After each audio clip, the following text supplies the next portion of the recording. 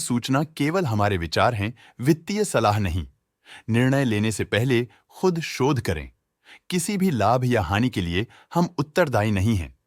आज हम देख रहे हैं इन्फो एज इंडिया लिमिटेड के 2024-25 Q3 की consolidated financial performance. Starting with the sales, पिछले क्वार्टर से सेल्स में 3.08% का इंक्रीज हुआ है, मगर कंपनी ने पिछले साल के मुकाबले 15.19% का सेल्स इंक्रीज रिपोर्ट किया। Expenses -16.5% quarter on quarter decrease हो गए हैं, जो साल भर का 2.8% के राइज के साथ अलाइन करता है। क्वार्टरली एक्सपेंसेस के कंपैरिजन में सेल्स इंक्रीज होना दिखाता है कंपनी ने अच्छा परफॉर्म किया। ईयरली कंपैरिजन दिखाता है कि कंपनी ने इस साल अपनी परफॉर्मेंस में सुधार किया है। ऑपरेटिंग प्रॉफिट, जो पिछले साल के कंपैरिजन में 45.28% up high quarter on quarter around 72.58% increase हुआ। Operating profit margin OPM annual basis पे 7.62% से इंक्रीज हुआ है, मगर क्वार्टरली ऑपरेटिंग प्रॉफिट मार्जिन 14.82% से इंक्रीज हुआ है। एक्सेप्शनल आइटम्स को ऐड करके अदर इनकम पिछले क्वार्टर के कंपैरिजन -62.7% गिर गई, बावजूद इसके कि ईयरली ग्रोथ 272.07% है।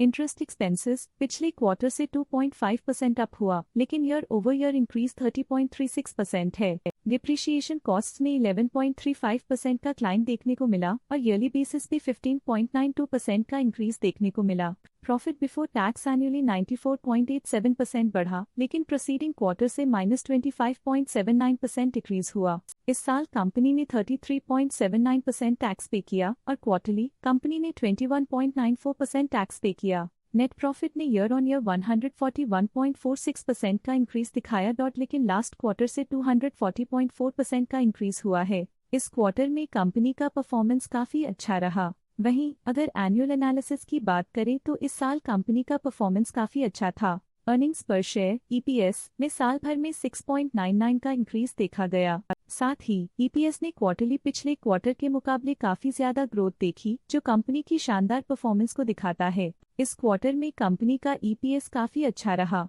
साल का EPS एक्सीलेंट रहा, जो हाई एफिशिएंसी और प्रॉफिटेबिलिटी को दिखाता है। इन्फो एज इंडिया लिमिटेड के फाइनेंशियल स्नैपशॉट को रिव्यू करते हुए कुछ मुख्य ट्रेंड्स सामने आए हैं, जो कंपनी की परफॉर्मेंस पे रोशनी डालते हैं। दिसंबर 2021 से दिसंबर 2024 तक इन्फो एज इंडिया लिमिटेड की फाइनेंशियल जर्नी में सबसे पहले बात करते हैं सेल्स की। पिछले 4 सालों में इन्फो एज इंडिया लिमिटेड की सेल्स 2 गुना बढ़ गई है, जो 1406.85 करोड़ से बढ़कर 2757.35 करोड़ हो गई।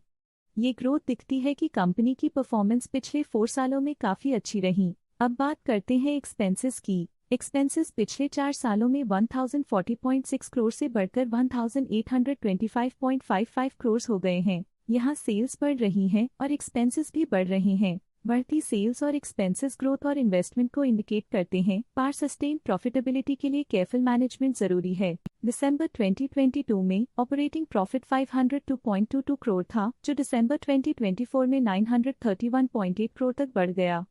ये इम्प्रूवमेंट ऑपरेशनल एफिशिएंसी और कॉस्ट मैनेजमेंट को दर्शाता है। नेट प्रॉफिट में फ्लक्चुएशंस भी देखी गई हैं, जो पिछले कुछ सालों में 1152.35 से 3.4 करोड़ हो गया और इस साल 719.97 करोड़ हो गया।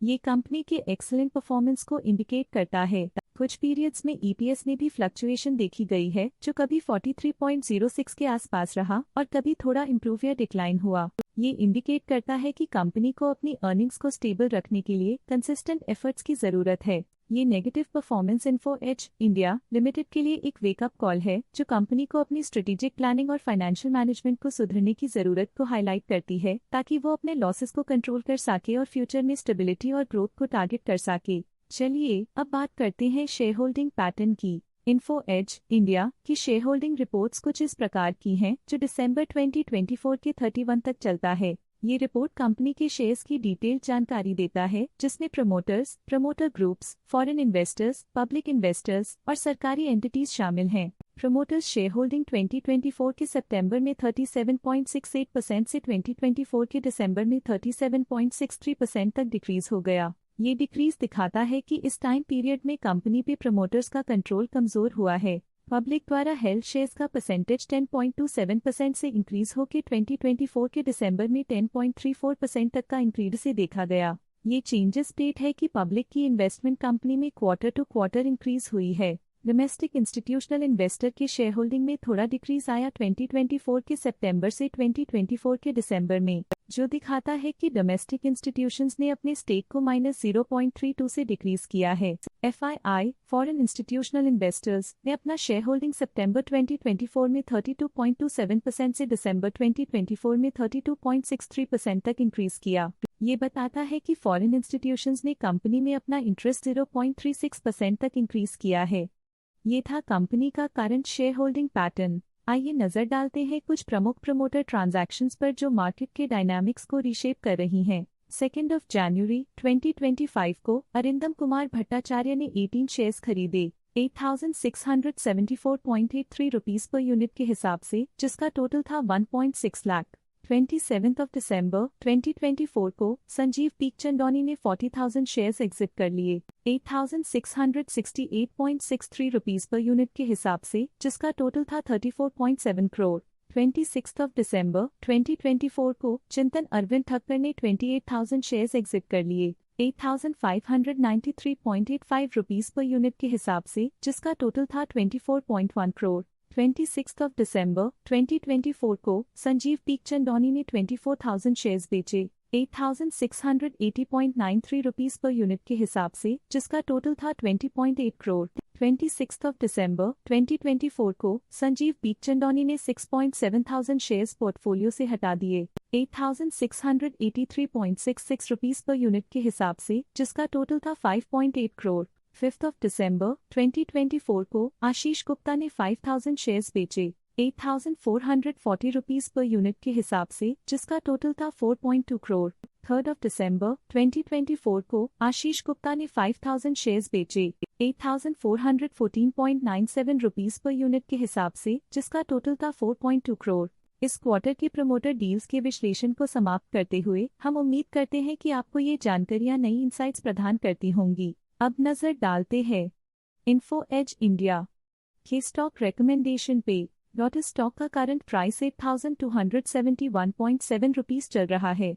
ICICI सिक्योरिटीज ने स्टॉक की बाय रिकमेंडेशन दी थी। उन्होंने स्टॉक का टारगेट प्राइस 6,993 का अनुमान लगाया था। रिकमेंडेशन के समय स्टॉक का प्राइस 5,220.6 चल रहा था, जो करंट प्राइस से -17.4% डाउन है। आज के लिए फाइनेंशियल सेक्टर में इतना ही। देखने के लिए धन्यवाद। स्टॉक लेटेस्ट न्यूज अपडेट के लिए चैनल को सब्सक्राइब करें और वीडियो को लाइक एंड शेयर करें।